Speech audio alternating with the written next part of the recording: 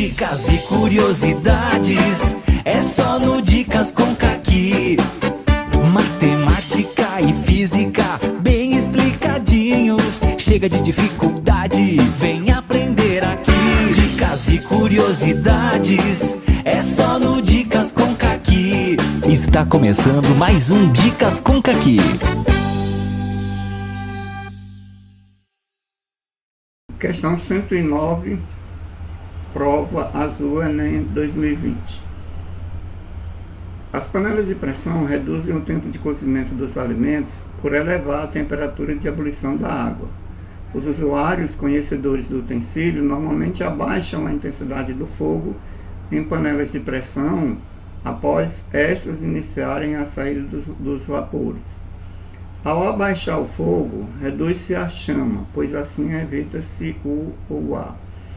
Então, geralmente, o que acontece numa panela de pressão é que o impedimento da evaporação externa da ebulição, ela faz com que essas partículas elas permaneçam no ambiente interno da panela.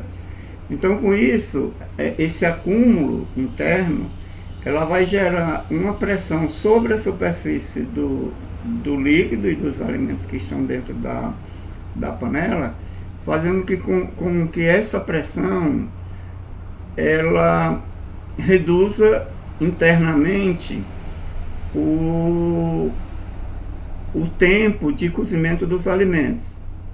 Porque aí, nesse caso, como você vai ter uma pressão interna sobre a superfície do líquido, então tanto o líquido como os alimentos eles levam menos tempo para o cozimento.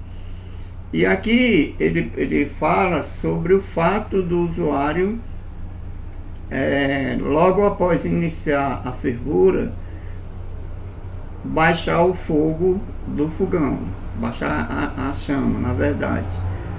Isso ocorre para evitar o aumento da pressão interna e os riscos de explosão? Não. Na verdade, o aumento da pressão interna, ela não tem a ver com essa questão de você baixar. Por quê? Porque a água, a parte líquida do alimento, ela vai entrar em ebulição quando ela atinge 100 graus Celsius. E depois que ela atinge 100 graus Celsius, ela permanece constante. Então, no caso, se você baixar a chama do fogo, você não vai ter um aumento de pressão interna. Aliás, você não evita o aumento da pressão interna e nem risco de explosão. Porque o risco de explosão de uma panela de pressão, ele está relacionado, às vezes, a válvula de segurança está entupida. Dilatação da panela e a desconexão com sua tampa. Isso não dá para ocorrer porque o material da panela de pressão é feito de um material de baixa dilatação. Então não tem perigo dessa panela ela se alargar e a tampa não. Então a dilatação que ocorre é uma dilatação relativa entre a panela e a tampa. E isso não será motivo de você reduzir a chama e acontecer isso. Perda da qualidade nutritiva do alimento. Também não tem nada a ver o fato de você baixar o fogo, você reduzir essa perca de qualidade nutritiva do alimento. Deformação da borracha de vedação. A deformação da borracha de vedação, ela tem vários outros fatores que podem ser evitados sem precisar baixar o fogo. Também não tem nada a ver. Aí, no caso aqui, que é a resposta correta, é o consumo de gás desnecessário. Então, a resposta correta aqui é a letra D, de dado. Opa, desculpem, a letra E. A letra E. Por que isso? Porque é assim, como a água ela entrou em ebulição, Na hora que a panela ela começa a chiar, significa dizer que ela atingiu a temperatura de 100 graus Celsius. A partir daquele ponto, a temperatura dela é constante, 100 graus Celsius. Pelo menos dentro dessa ideia do cozimento, certo? Então, se você mantiver a chama do fogo alta, você não vai acelerar o processo de cozimento do alimento. O que você vai ter aí é um processo de aceleração da evaporação do alimento. Quer dizer, se você tiver com um alimento um pouco sólido, ele pode queimar, porque o processo de evaporação ele é aumentado. Agora, em relação ao cozimento, não. Porque como a temperatura ela vai ficar constante em 100 graus, então tanto faz você estar com fogo alto ou não, o cozimento ele vai existir. Então, é desnecessário que você deixe essa chama alta, porque você vai ter um consumo de gás desnecessário, um gasto, na verdade, de gás desnecessário. Então, a redução da chama é exatamente porque, como a temperatura ela permanece constante em 100 graus, então você evita que ocorra um consumo de gás desnecessário. Então, a resposta correta é a letra E.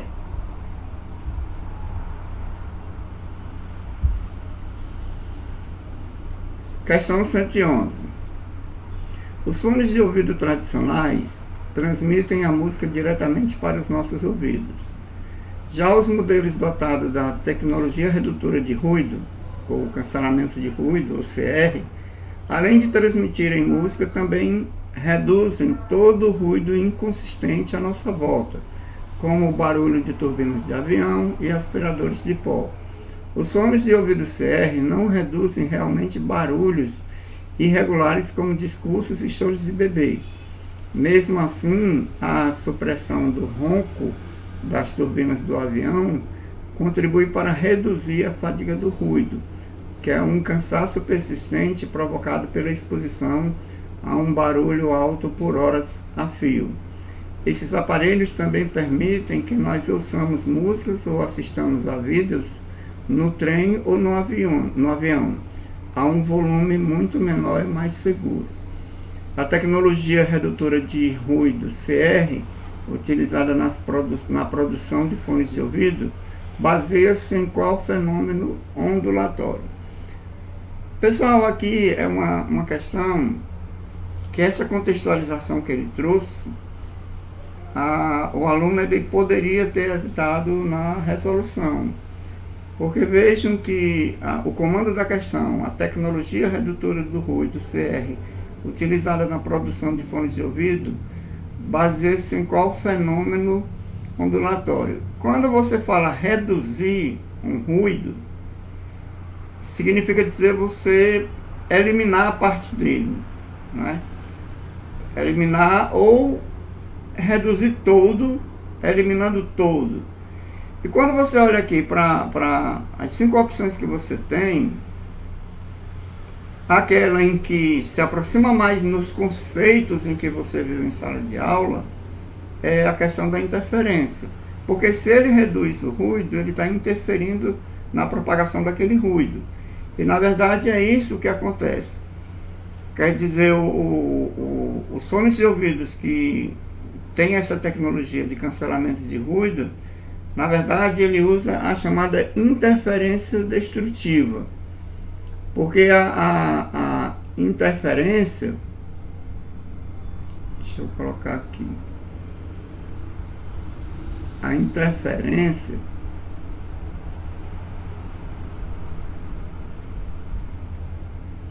ela pode ser construtiva e destrutiva. Construtiva. E o que é o fenômeno da interferência? O fenômeno da interferência é quando você tem duas ondas que se sobrepõem. Se Esse fenômeno ele ocorria muito anteriormente. Às vezes você estava no celular falando com uma pessoa e quando menos esperava uma pessoa interferia na conversa. E às vezes você ficava assim, sem saber o que tinha acontecido realmente. Então, esse processo é chamado de interferência, ou seja, o celular ele funciona dentro de uma frequência de 2.4 GHz. Aí o que acontece? Às vezes a pessoa, quando ela liga, o sistema que envolve os celulares, eles podem ocasionar uma transferência de uma ligação para outra, de forma que você está aqui conversando com uma pessoa e você escuta a voz de outra. Então essa interferência aí, ela também é um tipo de interferência que é destrutiva. O que difere a interferência construtiva da destrutiva é porque quando você tem uma onda, principalmente em relação ao som que ele está se referindo aí. Então geralmente uma onda sonora, ela é uma onda senoidal, certo? Então você tem aqui vale, você tem aqui, desculpem, isso aqui é Cristo. Isso aqui é crista, isso aqui é vale. Crista e vale são chamadas de fases opostas, tá? A crista e o vale são fases opostas de uma onda. Então o que acontece? Você tem aqui a amplitude da onda. Então, se essa onda ela se propaga nesse sentido e você tiver uma outra onda que se propaga em sentido contrário, mas em direção a ela, quando essas duas ondas elas se sobrepõem, ou elas vão somar as cristas, ou elas vão subtrair essas cristas. Quando elas somam as cristas, você tem uma interferência construtiva. Quando você subtrai essas cristas, você tem uma interferência destrutiva. Ou seja, você diminui a amplitude. E quando você diminui a amplitude, você está diminuindo a altura. Qual é o objetivo do CR? Cancelamento de ruído. Então você vai fazer o quê? Você vai diminuir o ruído. Então você vai ter uma subtração de amplitudes, o que caracteriza a interferência destrutiva. O processo de absorção não é, porque esse processo de absorção ele estaria dizendo que o fenômeno, a técnica de cancelamento de ruído, ele ia absorver esse som. Se ele fosse absorver esse som, talvez ele tivesse uma ideia de interferência construtiva. Ou seja, ao invés dele diminuir o som, ele talvez fosse ampliar. Então, nesse caso aqui, isso aqui está fora. A resposta correta é a letra B. Polarização é um processo que nunca vai ocorrer com a onda sonora. Por quê? Porque a onda sonora é uma onda mecânica. É uma onda mecânica. E por ela ser uma onda mecânica, ela é uma onda longitudinal, ou seja, ela se propaga no mesmo sentido de vibração. E a polarização ela só pode ocorrer com ondas transversais. Que ondas transversais, por exemplo, essa onda aqui, se você pegar uma corda, para você fazer esse percurso aqui, você vai ter que com sua mão segurando uma corda, você fazer movimentos para baixo e para cima. Aí você fazendo movimento nesse sentido, a propagação da corda seria nesse. Então você tem aqui um ângulo de 90 graus, ou seja, elas são perpendiculares. Aqui seria a fonte de vibração e aqui a propagação da onda. Então nesse caso aqui, só ondas que são transversais podem ser polarizadas. Um exemplo de polarização seria o óculos escuro que você compra, os óculos escuros oficiais. Então aquela lente escura, ela na verdade são lentes polarizadas, que elas impedem que os raios solares elas atinjam os teus olhos. Reflexão é um fenômeno que, em relação à onda sonora, é um fenômeno em que o som ele bate no obstáculo e ele volta para o mesmo meio.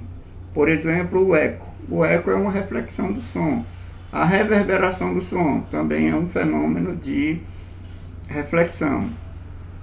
Difração é um fenômeno que permite que a onda sonora ela contorne ou ultrapasse obstáculos, principalmente se esses obstáculos eles estiverem dentro do mesmo comprimento de onda do som, da onda sonora. Então, o fenômeno da difração, ela explica, por exemplo, quando você está num local e que no ambiente vizinho, mesmo não tendo porta, você escuta as pessoas falando. Então, essa capacidade que tem de você ouvir esse som, ele só ocorre porque a onda sonora, ela pode contornar obstáculos. Então, por isso que você escuta. É possível você escutar a pessoa sem estar vendo a pessoa. Isso significa dizer que a difração, ou a onda sonora, ela tem essa facilidade de contornar obstáculos. Então, a questão, ela trata de um fenômeno sonoro, ela está dentro da acústica. Tá bom? Então, resposta correta, letra B, interferência.